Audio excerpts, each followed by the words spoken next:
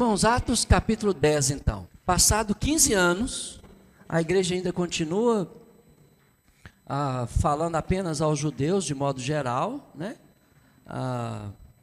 O evangelho já chegou à Judéia e também a Samaria, mas ainda não tinha chegado aos gentios, né? Assim, porque mesmo os que iam, só falava aqueles de língua grega, né? Que eram judeus de língua grega. Passado mais ou menos 15 anos, então se a igreja começou no ano 33, você está no ano 48, tá vendo? Aqui em Atos 10, tá?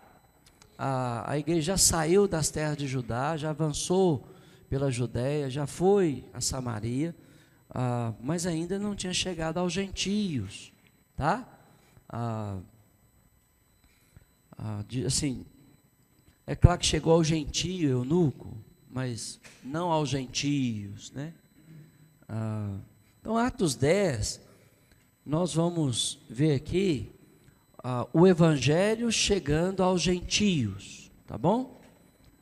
Já teve algum gentio convertido? Teve, né? O Cornélio. Não, o eunuco, né? Mas ainda não foi a todos os gentios, né? Assim, foi um gentio. Então, Atos capítulo 10, o evangelho chegando a nós, os gentios.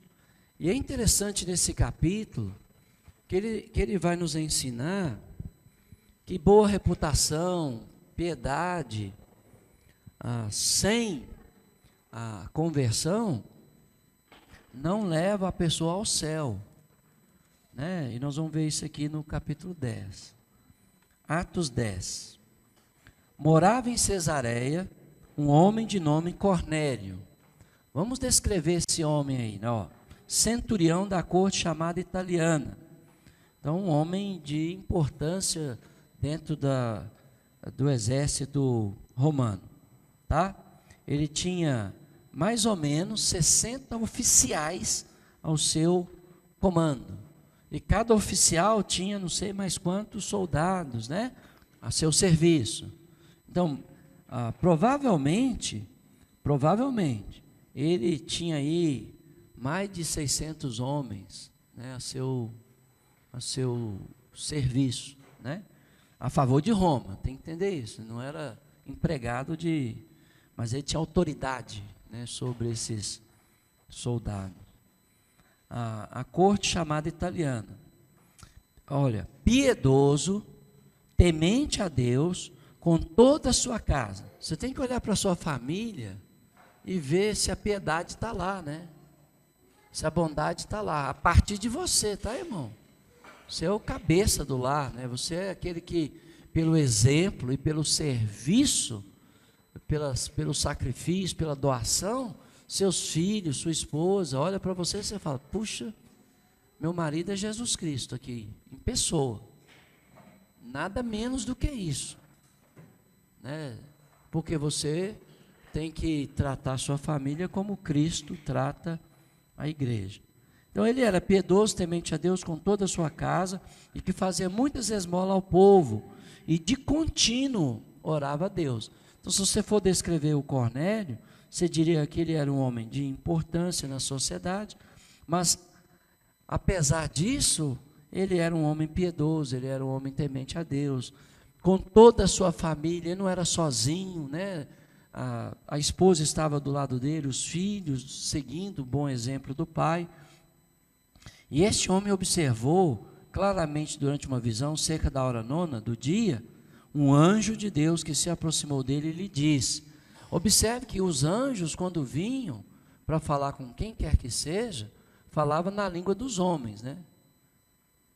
Para tirar esse misticismo aí que a turma fala, que fala a língua de anjo. Mas qual que é a língua dos anjos?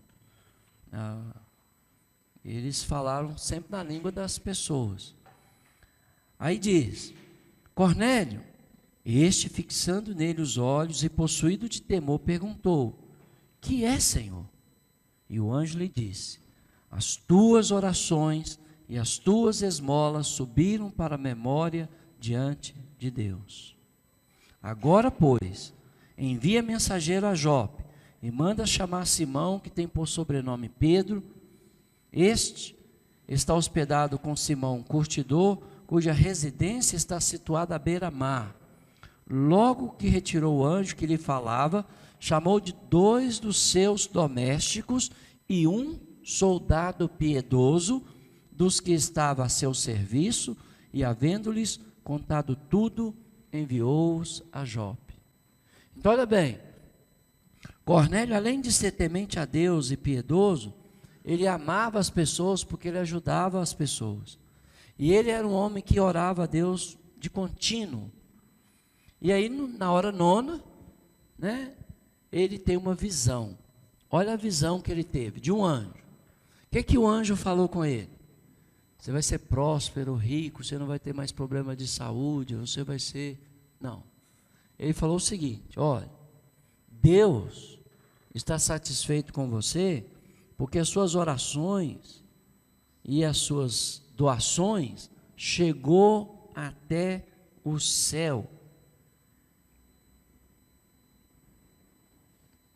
Chegou ao céu. Mas você vai fazer uma coisa. Você vai mandar chamar o Simão. E olha os detalhes que o anjo dá. Que chama, que tem por sobrenome Pedro. Está na residência de um outro Simão, mas esse é o curtidor de couro. Mora à beira-mar. Deus dá o endereço certinho para o cara. Aí o que ele faz? Ele chama 2 dos seus criados, seus domésticos, né? E um soldado piedoso, provavelmente para fazer a guarda e a proteção daqueles domésticos. E envia a Jope. Mas o anjo não podia ter falado com Cornélio o que ele tinha que fazer para ser salvo? Não, ele não podia. Porque essa missão foi dada aos homens, não aos anjos. E de pregar o evangelho a toda criatura foi dada aos homens. E de fazer discípulo de toda criatura foi dada aos homens, não aos anjos. Jesus já tinha aparecido por Saulo de Tarso e não falou. Mandou Ananias falar. E agora vai mandar Pedro falar, abrindo assim a porta do evangelho aos gentios, né? Então, versículo 9.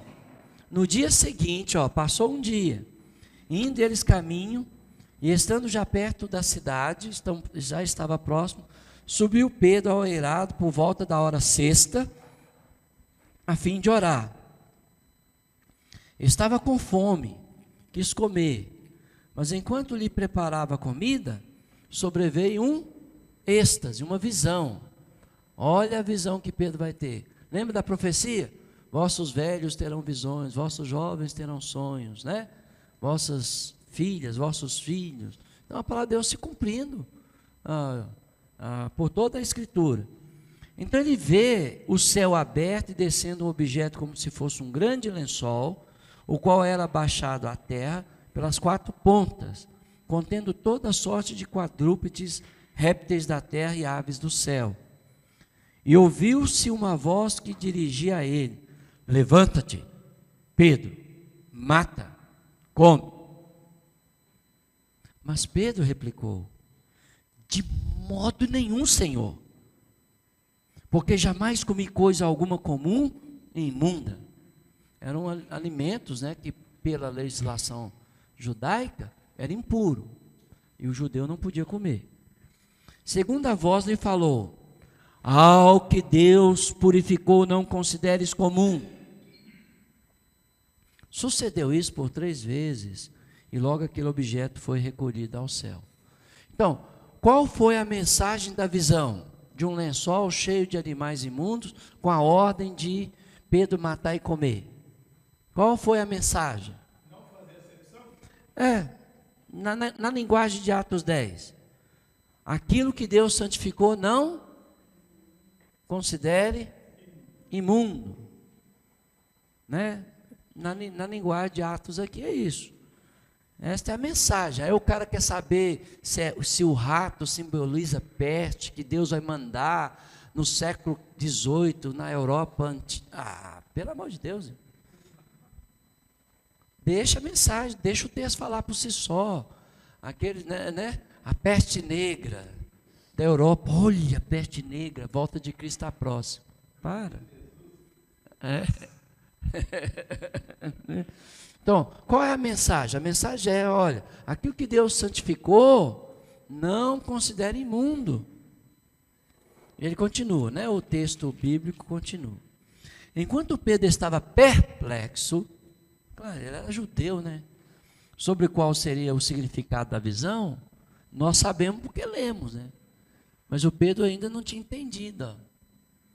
Eis que os homens enviados da parte de Cornélio, tendo perguntado pela casa de Simão, pararam junto à porta e, chamando, indagava se estava ali hospedado Simão, por sobrenome Pedro.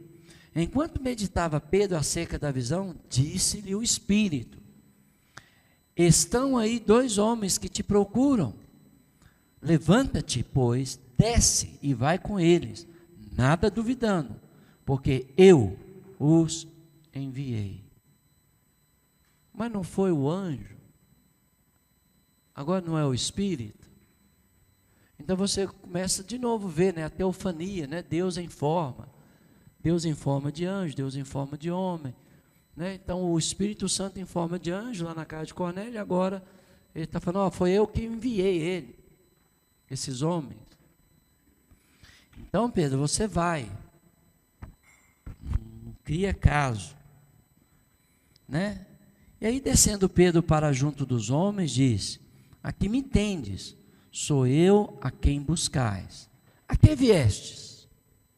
Então disseram: o centurião Cornélio, homem reto, temente a Deus, e tendo um bom testemunho de toda a nação judaica, foi instruído por um santo anjo para chamar-te à sua casa e ouvir as tuas palavras. Então, olha bem,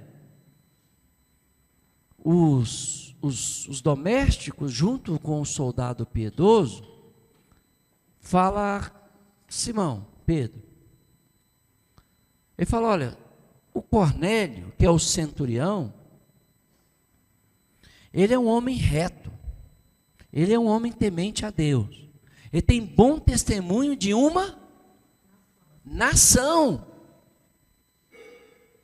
E ele foi instruído por um anjo para chamar-te. É claro que o soldado não sabia que era o Espírito Santo, nós sabemos porque o texto falou, né? E foi chamou você à casa dele para ouvir as tuas palavras. Então Pedro tinha que falar algo para Cornélio e a sua família, certo? Se fosse no mundo evangélico atual, Cornélio já seria salvo, Cornélio já seria pregador da igreja, Cornélio já seria ministro do sei lá. Mas ele não era salvo. Olha o que o texto vai falar. Pedro, pois, convidando-os a entrar, hospedou-os. A palavra hospitaleiro, né, é amigo de estrangeiro, tá? Então Pedro, e é uma credencial para ser presbítero na igreja. Se você não acolhe ninguém na sua casa, você não serve para ser presbítero. Tá bom? É simples assim. Né? Por quê? Porque o presbítero ele tem que ser hospitaleiro. Né? E aí o Pedro, mais tarde vai se tornar presbítero, né? Ele está tendo aí, demonstrando a hospitalidade. No dia seguinte, levantou-se e partiu com eles. E Pedro sabia que eles têm azedar. Então, ele leva consigo alguns irmãos. Irmãos, nós precisamos aprender a antecipar os problemas. Né? Pedro sabia que eles iam chegar lá para os judeus lá de Jerusalém, eles não ia dar certo. Então ele falou o seguinte: vou levar irmãos judeus comigo, porque aí essa turma vai servir de testemunha. A gente só vai ver isso no capítulo 11, né? Mas você vai ver que Pedro não é bobo, né? Ele leva alguns irmãos dos que habitavam em Jope, foram em sua companhia. No dia imediato entrou em Cesareia. Cornélio estava esperando por eles, tendo reunido seus parentes e amigos íntimos. Está vendo? Na minha história cristã, só teve uma pessoa que fez isso. Reuniu seus parentes, seus amigos e ficou me esperando na sua casa para ouvir o que eu tinha que falar com eles. Só uma família fez isso. Mas deveria ser, se a pessoa é piedosa, se a pessoa é temente a Deus, ela tem uma influência na sua família e ela tem uma influência sobre os seus amigos. Então está faltando homens piedosos no mundo, inclusive na igreja. Inclusive na igreja. Porque você não vê, às vezes, os homens, estou falando do macho aqui, viu? De exercer uma influência piedosa sobre a sua família. É coisa muito rara. Eu estou falando na igreja. Então, isso aí já chama a nossa atenção, né? Então, o que Cornélio faz? Ele reúne os seus parentes e seus amigos íntimos, porque tem influência. Por que tem influência, irmão? Porque ele era piedoso, porque ele era temente a Deus, porque ele ajudava as pessoas, porque ele tinha o testemunho de uma nação. Como é que as pessoas lá no seu bairro falam de você? Como é que eles falam a seu respeito? Ou eles nem te conhecem? Porque você não está servindo eles, você não está orando por eles, você não está se dispondo a servi-los, né? Aí ninguém te conhece mesmo. Então, vai lá no meu bairro e pergunta quem é o Giovanni lá. Quem sabe tem alguma coisa lá que vocês podem chegar aqui no domingo e falar, pode ser esse irmão do presbitério da igreja. Vai lá. Pode ir lá na minha rua e perguntar quem sou eu lá.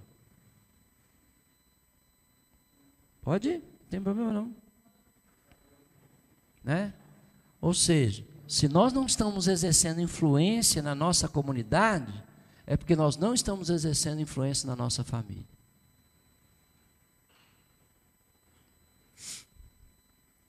Vai lá no meu bairro e pergunta quem é Tiago Marques Almeida. Vai lá e pergunta quem é Dorcas Marques Almeida. Vai lá no bairro e pergunta. Vai lá no bairro e pergunta quem é Marisa Marques Almeida. Vai lá. Se nós não estamos exercendo autoridade na comunidade, é porque nós não estamos exercendo a nossa família. É sério ou não, irmão? Vocês acharam que ia passar pelo seminário sem tomar umas lenhadas, né? Não tem como, vocês vão ser os ministros da palavra amanhã. As ministras da palavra. E se você não exerce influência positiva na sua casa, quanto mais na sociedade. Porque eles vão olhar para a sua família, eles vão olhar para os seus filhos, eles vão olhar para a sua esposa.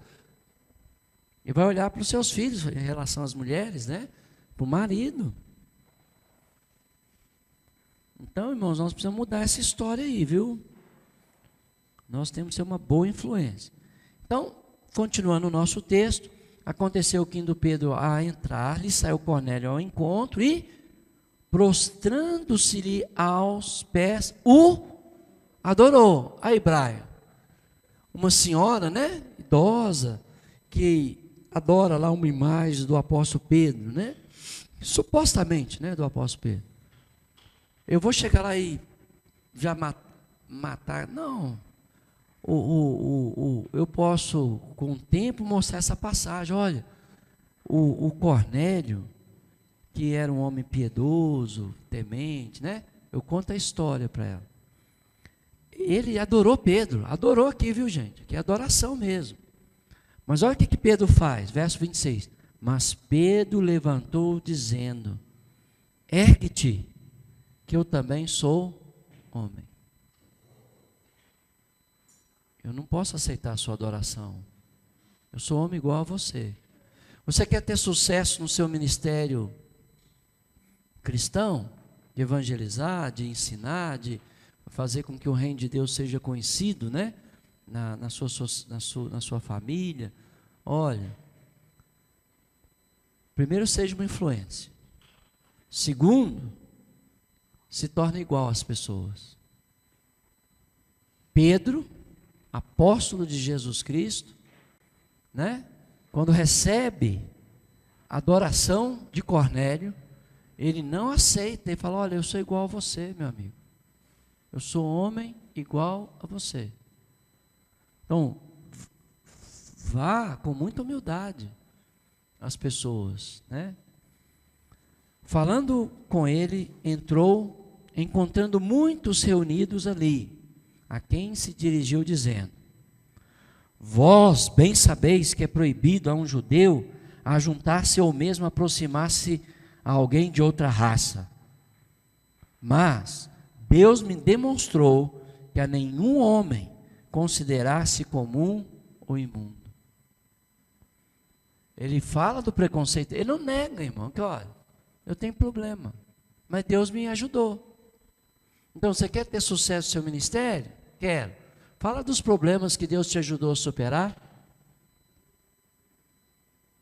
Um dos problemas que Pedro tinha e que ele teve que superar com a ajuda de Deus foi o racismo, né? Expresso aí, ó. Então, se Deus te ajudou a superar alguns problemas, compartilha. Porque se você se faz igual às pessoas, você não se torna o discipulador, né? Ou o mestre, ou o professor. Você não tem aluno, né? Você não é a luz sobre alguém, né? Jesus é a luz sobre você e sobre a outra pessoa. Ele é o discipulador, ele é o mestre, ele é o professor, né? Por isso, uma vez chamado, vim sem vacilar. Pergunto, pois, por que razão me mandaste chamar? Respondeu-lhe Cornélio: faz hoje 4 dias que por volta desta hora estava eu observando em minha casa a hora 9 de oração. E eis que se apresentou diante de mim um varão de vestes resplandecentes. Falou que era anjo, falou que era o Espírito Santo, agora falou que era homem. A gente chama de teofania, Deus em forma, tá? Tanto no Velho Testamento quanto no Novo. Disse: Cornélio, a tua oração foi ouvida e as tuas esmolas lembradas na presença de Deus. Se fosse um evangélico de hoje, você está salvo. Manda, pois, alguém a Jope a chamar Simão, por sobrenome Pedro, acha-se hospedado em casa de Simão, curtidor à beira-mar. Portanto, sem demora mandei chamar-te, e fizestes bem em vir. Agora, pois, estamos todos aqui na presença de Deus, prontos para ouvir tudo o que te foi ordenado da parte do Senhor. Então o anjo disse a Cornélio que ele deveria chamar Pedro, porque Pedro ia dizer palavras, né? Lá no início, que ele devia saber, né? Assim, que Pedro ia, como é que é? Verso 5, agora envia mensageiro a Jope e manda chamar Simão, que tem por sobrenome Pedro. Aí no verso 6, Simão curtidor está, 7, logo que te dirá, ele te dirá o que deve fazer. Obrigado, irmã. Então, o anjo falou, ele vai dizer o que você deve fazer. Agora o Cornélio está dizendo a Pedro que um varão disse a ele, né? Nós estamos aqui prontos para ouvir tudo o que te foi ordenado da parte do Senhor. Então, tudo que você falar, nós vamos colocar em prática, né? Então, falou Pedro dizendo: reconheço por verdade que Deus não faz acepção de pessoas. Pelo contrário, em qualquer nação, aquele que o teme e faz o que é justo lhe é aceitável. Esta é a palavra que Deus enviou aos filhos de Israel, anunciando-lhes o evangelho da paz. por meio de Jesus Cristo. Este é o Senhor de todos. Então, olha a pregação de Pedro, apresentando Jesus como Senhor de todos. Vós conheceis a palavra que se divulgou por toda a Judéia, tendo começado desde a Galiléia, depois do batismo que João pregou. Então Pedro sabia que Cornélio conhecia o batismo de João, e provavelmente Cornélio foi batizado no batismo de João, porque ele era piedoso, temente a Deus, ele orava, ele ajudava o próximo, a nação judaica toda falava bem dele, né? E ele continua: como Deus ungiu a Jesus de Nazaré com o Espírito Santo e com poder, o qual andou por toda parte fazendo o bem e curando a todos os oprimidos do diabo, porque Deus era com ele. E nós somos testemunhas de tudo o que ele fez na terra dos judeus e em Jerusalém, ao qual também tiraram a vida. Aí, falou da morte, pendurando no madeiro, falou da crucificação. E você pode dar detalhes, né? Muitas vezes, quando você fala da crucificação de Jesus para uma pessoa, ela se comove. Só que você tem que dar detalhes. Você tem que falar que despiram ele, chicotearam ele, as costas dele ficaram rasgadas de sangue, né? Fala do chicote, como é que era, tinha ossos na ponta do chicote, quando batia nas costas, né, de Jesus, arrancava pedaços de carne, e a pessoa já começa a ficar vermelha ali com aquele sofrimento, né? Porque eles conhecem, principalmente os católicos, eles conhecem sobre a crucificação de Jesus. Sabia que os soldados cuspiram no rosto, escarraram no rosto do nosso Senhor Jesus Cristo? Fala nosso, porque ela tem Ele como Senhor. Ela só não entende os detalhes do mandamento dele para a vida dela. Mas eles entendem que Jesus é o Senhor. Fala da coroa de espinho, né? Assim, talvez você até leve uma gaia de espinho naquele dia, e você tece uma coroa. Só deixaria eu pôr na cabeça da senhora? Claro que não, né? Mas só para a senhora ver, porque vai ser fácil para eles visualizar, né? Aí você fala, olha, puseram na cabeça dele, pegaram um porrete e bateram ainda na coroa, pá, e sangue desceu pela sua face. Dá detalhes, né? Não bastasse isso, os despiram, né? E colocou ele no madeiro, pegou cravos, leva uns pregos grandes, de trilho, de trem, sempre solta um aí, leva um e mostra, olha o tamanho dos pregos. As pessoas falam, não, eu nunca vi essa história desse jeito. Eu falei, E ele ficou lá na cruz, porque ele amou a senhora. Só que ele saiu da cruz, ele não está mais na cruz. A cruz era símbolo de maldição. E eu estou vendo que só tem uma imagem de Jesus na cruz, mas ele não está lá mais. Então só tirar ele, ele ressuscitou. Deixa a cruz, tira ele, que não está aí mais, mas deixa a cruz. Nós não colocamos cruz aí para todo lado? Não, né? Ele ressuscitou. Vamos sepultar ele? Aí faz um buraco lá, sepultado. Daqui 3 dias nós vamos tirar ele, porque ressuscitou. Aí ressuscita ele. Agora ele vai para o céu. Aí você joga ele para o alto. Foi para o céu. Acabou. E sabe o que ele está fazendo agora? Ele está orando pela senhora. Sei lá, dramatize, irmão, que seja criativo, inventa aí. Mas para isso você tem que ter a confiança da pessoa, tem ou não tem? Tem que ter a amizade da pessoa, né? Aí ele falou da morte de Jesus, né? Deus no 3º dia o concedeu que fosse manifesto a não todo o povo, mas as testemunhas que foram anteriormente escolhidas, por isto a nós que comemos e bebemos com ele, depois que ressuscitou dentre os mortos. E nos mandou pregar ao povo e testificar que ele é quem foi constituído por Deus juiz de vivos e de mortos. Dele todos os profetas dão testemunho de que por meio de seu nome, todo aquele que nele crê, receba remissão de pecados. Então, Todo aquele que nele crê. Então foi exigido de Cornélio crer em Jesus, para que ele tivesse a remissão dos seus pecados. Verso 44. Ainda Pedro falava. Lembra que lá em Atos 2, antes de Pedro batizar aqueles quase 3.000, ele exortava e falava muitas outras palavras. Pedro estava falando ainda, ele não parou a pregação dele. Ele continuou falando.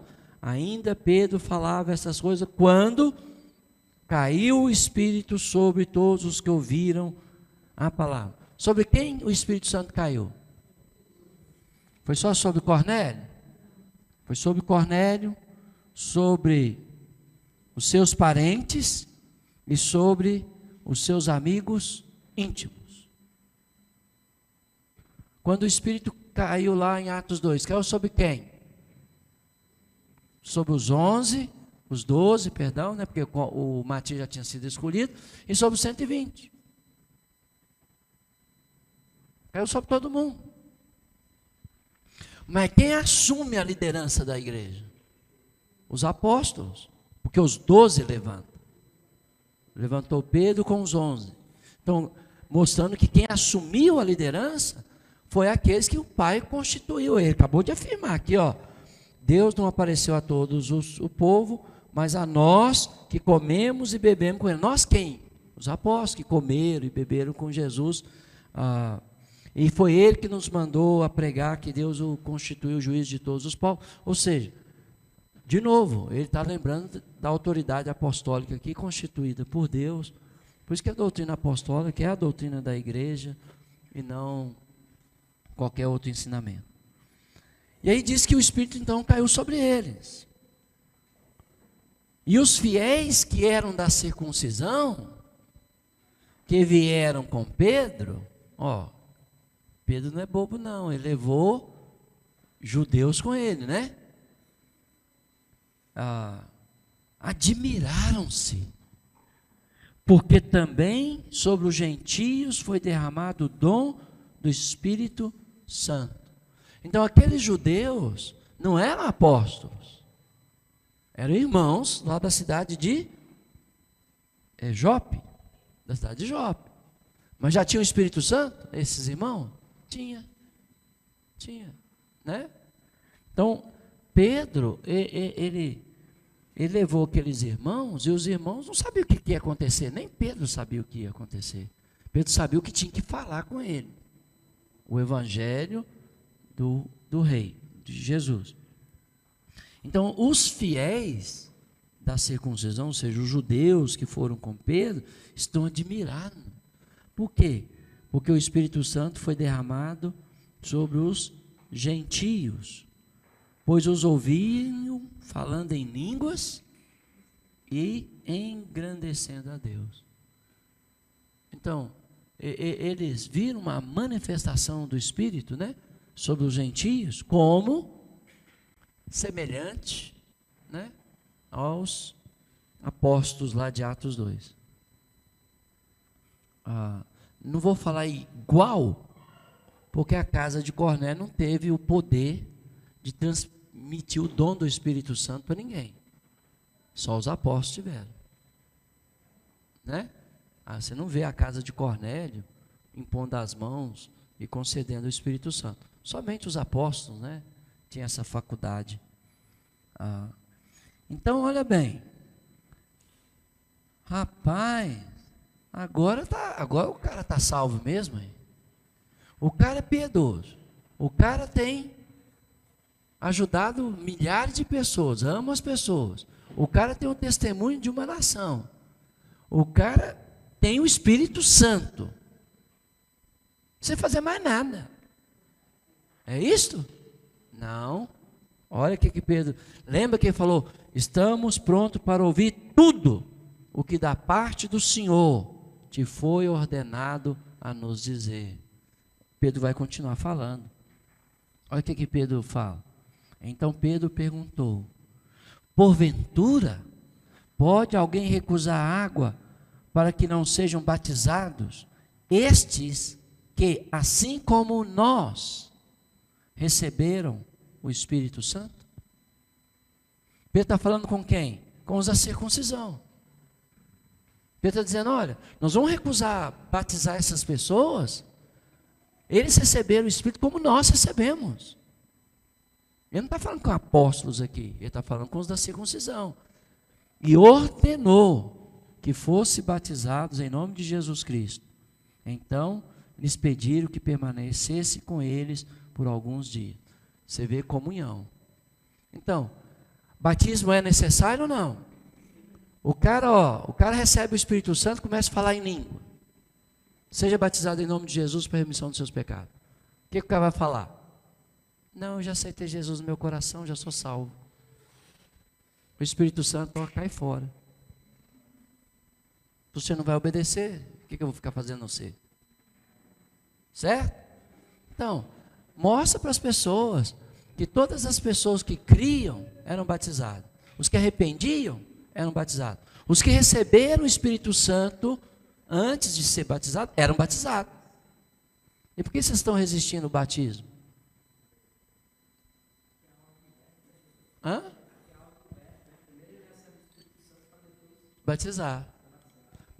Mas por que Deus fez isso? Agora que vem a pergunta. Quebrar a inimizade. O Espírito Santo é o único ser que quebra a inimizade.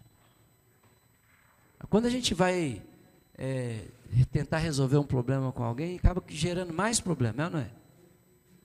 Pois que quando a gente vai resolver um problema com alguém, irmão, a gente tem que estar no Espírito. A gente tem que andar no Espírito. A gente tem que estar em oração, em jejum, em lágrimas, em pranto. Porque aí não é a gente. E quando vai a gente cria mais problema. O Espírito Santo é o único que quebra a inimizade entre os irmãos, né? Então, aqui recebe primeiro, mas foi negado o batismo para eles? Não, porque sem o batismo nas águas, ninguém é salvo. Porque batismo agora vos salva. 1 Pedro 3, 21. Agora, figurando o batismo, também vos salva. Efésios 4, a partir do verso 4. Há um só batismo. Só o batismo nas águas que existe hoje, irmão. Só. Quando você é batizado nas águas, né, Deus uniu os dois em um, né? Quando você é batizado nas águas, Ele derrama sobre vós o Espírito Santo. Porque a promessa que Ele fez aos nossos pais no passado, e a nós no presente, aos nossos filhos, e a todos quanto o Senhor nosso Deus chamar, Ele concede o seu Espírito. Mas sem o batismo nas águas, mesmo que você receba o Espírito Santo, se você não descer as águas, você continua perdido. Pronto. Porque Pedro vai continuar falando. Capítulo 11. Ele escutou do cor, né? A irmã perguntou que é o Espírito Santo que leva a Deus nossas orações. Então Deus não responde a oração de alguém não batizado? Aí eu falei com ela, olha, Deus ouviu a de Cornélio. Por que Deus ouviu a oração de Cornélio? Porque ele fazia o que era reto e justo aos olhos de Deus. Então, se existe alguém que faz o que é reto e justo aos olhos de Deus, Deus vai ouvir a oração dele, certo? Só que Deus vai mandar alguém lá, não vai? Para falar com aquela pessoa o que ela tem que fazer para ser salva. O fato de Deus ouvir a oração de uma pessoa não significa que ela é salva. Porque Deus ouviu a oração do Cornélio e aceitou as suas obras de amor ao próximo, mas mandou Pedro ir lá para dizer a ele o que ele tinha que fazer. E o Cornélio ficou esperando com os seus, com os parentes, com os amigos, e quando Pedro ordena, sejam batizados, o que eles fizeram? Na hora. Eles não falaram, vou esperar o meu aniversário, vou esperar meu pai, minha mãe, eu vou esperar. O Pedro fala, é mesmo? Tchau para vocês. Vocês não querem dar ouvido a Deus? Provavelmente Pedro falaria, como ele falou com os judeus, não, Cornélio, você também com o coração surdo, duro, não quer obedecer a Deus? Provavelmente Pedro chamaria a atenção dele. Tanto é que no capítulo 11 Pedro dá a explicação, né? Para os apóstolos lá em Jerusalém, ó. Ele tem que explicar por que ele entrou na casa do Cornélio. Capítulo 11. Chegou ao conhecimento dos apóstolos e dos irmãos que estavam na Judéia, que também os gentios haviam recebido a palavra de Deus. Quando Pedro subiu a Jerusalém, os que eram da circuncisão o arguíram, dizendo: entraste em casa de homens incircuncisos e comestes com ele. Então Pedro passou a fazer-lhes uma exposição por ordem, dizendo: eu estava na cidade de Jope, orando, e num êxtase tive uma visão, em que observei descer um objeto como se fosse um grande lençol, baixando do céu pelos 4 pontas e vindo até perto de mim. E fitando para dentro dele os olhos, vi quadrúpedes da terra, feras, répteis e aves do céu. Ouvi também uma voz que me dizia: levanta-te, Pedro, mata e come. Ao que eu respondi: de modo nenhum, Senhor, porque jamais entrou na minha boca qualquer coisa comum ou imunda. Segunda vez falou a voz do céu: ao que Deus purificou, não considere comum. Isso sucedeu por 3 vezes, e de novo tudo se recolheu para o céu. E eis que na mesma hora pararam junto da casa em que estávamos, 3 homens, enviados de Cesareia, para se encontrarem comigo. Então o Espírito me disse que eu fosse com eles, sem hesitar. Foram comigo também esses 6 irmãos, ó. Pedro não é bobo nada, né? Ele sabia que ia dar problema. E entrando na casa daquele homem, e ele nos contou como vira o anjo em pé em sua casa, e que lhe dissera: envia a Jope e manda chamar Simão por sobrenome Pedro, o qual te dirá palavras mediante as quais serás salvo, tu e toda a tua casa. Aqui ficou mais claro para a gente, não ficou? Quando o anjo falou com Cornélio, o anjo falou o seguinte: ele vai te dizer, né, o que te convém fazer. Quando o Cornélio explica para Pedro, ele fala: nós estamos prontos para ouvir tudo que o Senhor te ordenou a falar. Certo? Pedro está falando. O Espírito cai. Pedro ordena: vamos recusar a água para que esses sejam batizados? De jeito nenhum. Então, ordenou o batismo. A palavra que até ordenou mesmo, ó, verso 48. Ordenou. Agora, no verso 14, ele fala que o anjo falou a Cornélio: ele te dirá palavras mediante as quais será salvo tu e tua casa. Então você tem que respeitar todas essas falas, né? Porque se você parar no verso 43, basta crer para eu receber o perdão de pecado. É o que os evangelhos estão fazendo. Só que Pedro continuou, né? Aí o Espírito cai. Aí os irmãos estão admirados. Aí Pedro ordena o batismo. Então suponhamos que você está lá numa igreja evangélica. Aí as pessoas falam que estão falando em língua. Aí você vai perguntar: vocês já foram batizados nas águas? Ela fala: não. Então eu te ordeno agora no nome de Jesus que você seja batizado nas águas. Mas nós não precisamos não, nós já cremos. Então vocês estão sem a graça de Deus, porque Deus ordenou. Aí você pode contar essa história toda, não? Irmão, nós temos que partir de onde a pessoa está. O nosso problema é que a gente conflita com a pessoa, com as questões polêmicas, e aquilo que nos une, nós deixamos para falar depois, só que já criou barreiras. Então você vê lá, né? Você está lá numa assembleia, e alguém diz: se você aceitar Jesus no coração, você é salvo. Aí as pessoas aceitam. Aí você levanta no meio da assembleia, levanta a mão também. Não é para levantar a mão? Você levanta.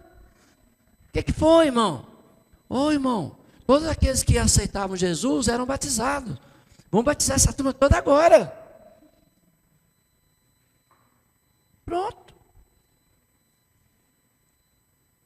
Como a gente queria ter, né, na época do Jim Swell, não sei se você está vivo ainda, se você já morreu. Gente, arrastava milhões de pessoas. Milhões. E milhares aceitavam Jesus. Nós não devíamos estar lá para batizar aquelas pessoas? O cara vai vir, então leva um monte de piscina, põe lá. Os que aceitam, se está perto de você, fala, agora você tem que ser batizado. A gente salvaria milhões, irmão. Só que a gente prefere ver os caras como inimigo, como adversário, do que alguém como Apolo, que prega até onde sabe.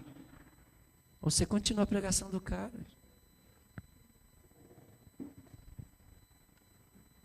Simples.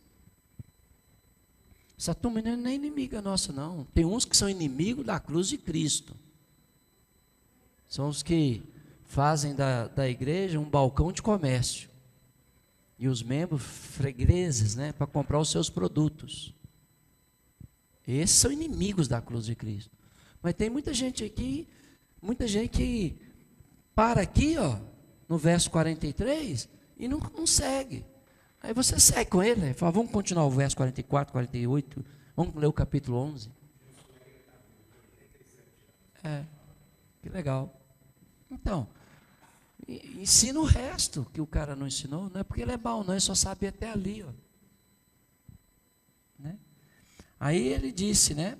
Aí terminando aqui a lição, quando, porém, comecei a falar, caiu o Espírito sobre eles, como também sobre nós no princípio. Nós quem? Os apóstolos, 120, os judeus, 3.000, né? Os 5.000, a multidão de homens e mulheres. Agora, sobre eles, ó, caiu. E aí, então me lembrei das palavras do Senhor Jesus, quando disse, João, na verdade, batizou com água, mas vós sereis batizados com... Eu me lembrei do que Jesus tinha dito, pois se Deus lhe concedeu o mesmo dom que a nós, nos outorgou quando cremos no Senhor Jesus, quem era eu para que pudesse resistir a Deus?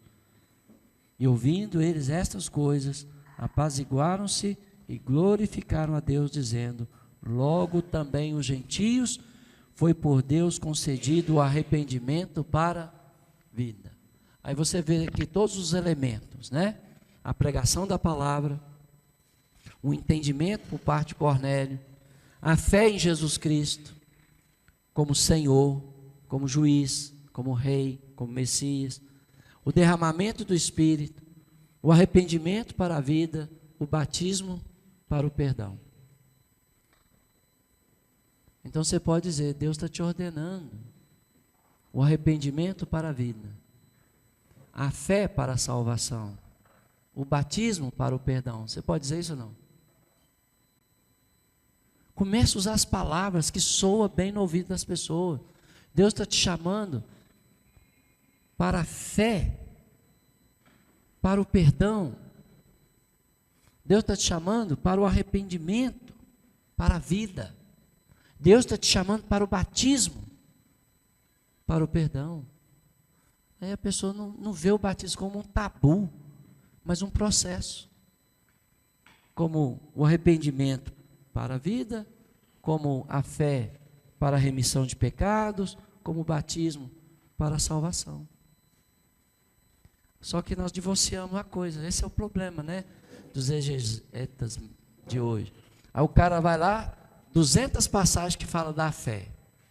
Aí coloca que a fé é um passo. Aí 1000 passagens sobre arrependimento. Aí o arrependimento, segundo passo. 200 passagens sobre confissão, que é o terceiro passo. 40 passagens sobre batismo, quarto passo. Aí parece que é uma coisa desligada da outra.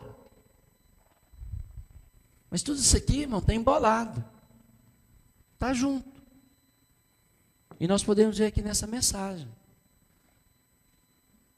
Deus concedeu a vocês o arrependimento para a vida. Acabou a pregação? Não. Mas ele te chama ao batismo para o perdão dos seus pecados. Ah, não vou me batizar não. Então você está recusando o dom de Deus? Estou. Então, beleza. Não tem mais compromisso com você não, meu amigo. Vou para outro. Uma pregação você conta a história toda, irmão. Só numa pregação, uma pregação você conta a história toda, certo? Mas o que está por trás dessa pregação de Pedro? Um homem de paz, Cornélio.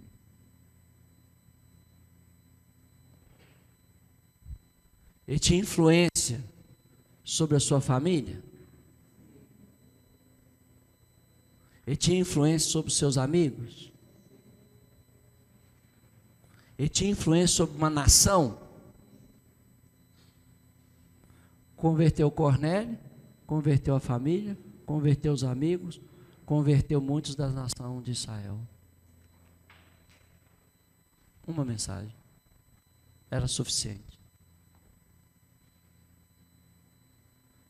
Para a gente encontrar pessoas como Cornélio, nós temos que orar. Nós temos que sair aqui pelas ruas do bairro. Senhor, mostra para a gente quem são as pessoas. Você lá no seu bairro, que tem um grupo familiar, Senhor, mostra para a gente. Aí quando você chegar na casa da pessoa, você vai chegar na casa dela, vai estar toda a família, vai estar parentes e amigos esperando. E eles vão falar: estamos te esperando. Queremos ouvir o que Deus tem para falar através de você.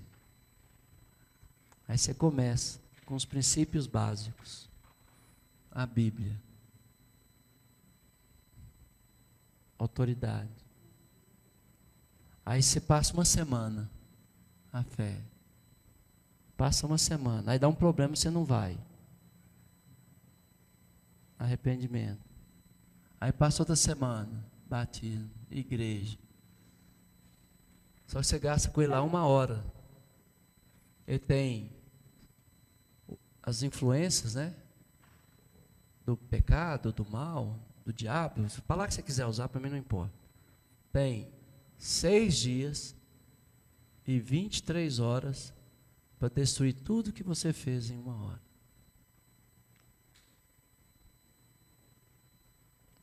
Tem ou não? Então está na hora da gente sair desse método. Está na hora da gente sair disso, irmão. Por isso que eu falei com o Brian na aula anterior. Não estou contra ninguém aqui. Mas da mesma forma que eu falei com o Brian, lembra que ele falou? Como eu... Não é você. Não é você que convence a pessoa. É o Espírito Santo que convence a pessoa. Mas você consegue quando? Quando você está servindo a comunidade. Você está servindo, irmão. As pessoas te veem. As pessoas te veem você tratando bem a sua esposa. As pessoas te veem tratando bem seus filhos. As pessoas te veem você ajudando a vizinhança, o próximo. As pessoas te veem, elas estão te observando. E aí quando você chega na casa dela, ela sabe que quem está chegando ali é uma pessoa piedosa, temente a Deus. E ela está pronta para te ouvir. Por isso que ensinar a Bíblia é mais fácil, né? Eu não tenho que servir nada. Eu só vou lá, marco 1 hora com a pessoa, estudo, vou embora. Então nós temos que aprender que a igreja é um reino de sacerdotes. E como sacerdotes nós estamos servindo o tempo todo. Intercedendo, orando, ajudando, apoiando, servindo. Aí, quando você abre a boca, a pessoa ouve.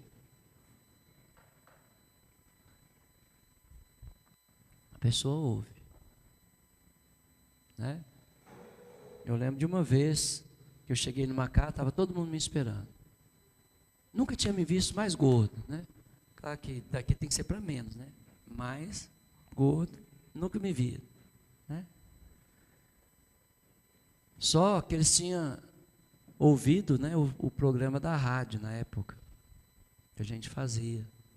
Abra sua Bíblia, depois virou programa de televisão, abra sua Bíblia. Mas era da rádio. E ele está ensinando a verdade. Porque ele já buscava, ele lia a Bíblia. Ele era católico comprometido, tá, irmão? Lia a Bíblia, ia nas igrejas, via que não batia. Aí ele ouviu o programa, abra sua Bíblia, pediu uma visita. Foi domingo à tarde. Foi eu e o irmão Acris, que já faleceu, estava com o Senhor, era um dos pastores aqui também. Um ancião mesmo, velho mesmo. Né? Eu sou menino em relação àquele irmão. Né? Aí estava lá, ele, a esposa, parentes e amigos. Aí eu preguei lá de mais ou menos 2 da tarde até 10 da noite. No final ele falou, eu quero ser batizado. Porque eu nunca vi ninguém expondo as escrituras. Eu comecei, sabe aonde, irmão? Qual o livro que eu comecei? Gênesis. Gênesis. Passei por Moisés, passamos pelos profetas, fomos no Salmo, entramos no período interbíblico, entramos na vida e obra, ministério de Jesus, entramos no início da igreja, falamos da igreja. Ele falou, eu quero ser batizado. Quer o nome dele? Eudúcio dos Santos. Pergunta para ele. Ele tinha influência na casa dele, no trabalho dele. Foi a única família que eu tive o privilégio de ter todo mundo lá. Porque uma vez que ele era católico, dedicado, e estava indo nas igrejas evangélicas, eu precisava explicar como que esses movimentos aconteceram no longo da história. E qual era a vontade de Deus. E ele falou, era isso que eu estava procurando. Depois a história dele, pergunta para ele. É muito bonita a história dele. Largou o emprego, que dava grande salário, grande soma de dinheiro por causa da fé.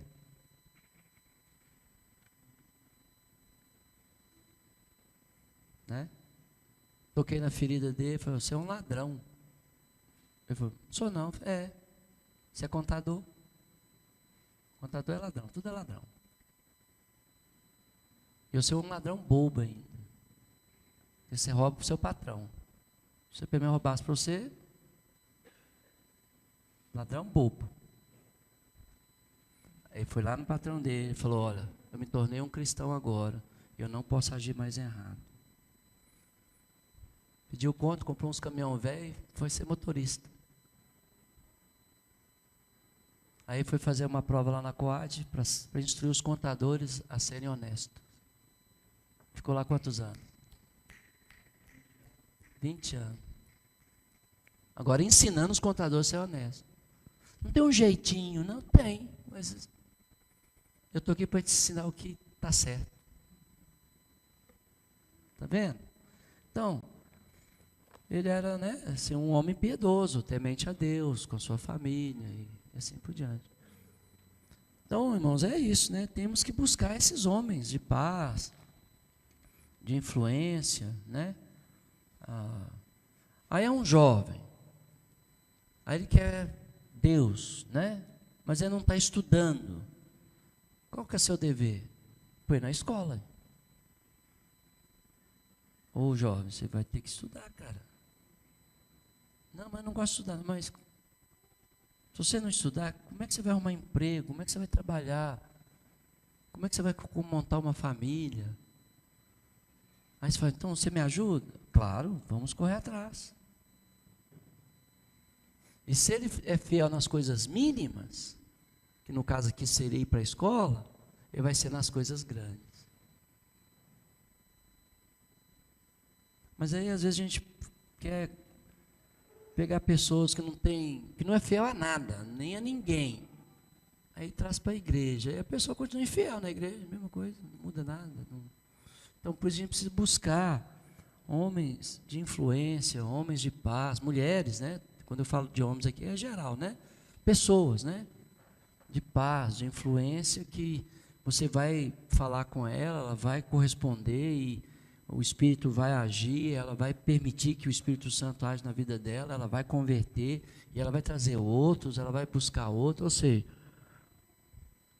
mas se a gente pregar para o preguiçoso, ele vai continuar preguiçoso. A não ser que você dá a dica e ele fala, não, então deixa eu ir trabalhar. Aí começa a trabalhar, aí é uma pessoa que está no processo de reconstrução, né? Aí beleza. Mas você fala com a pessoa, você precisa fazer isso, você não faz? Não adianta, né?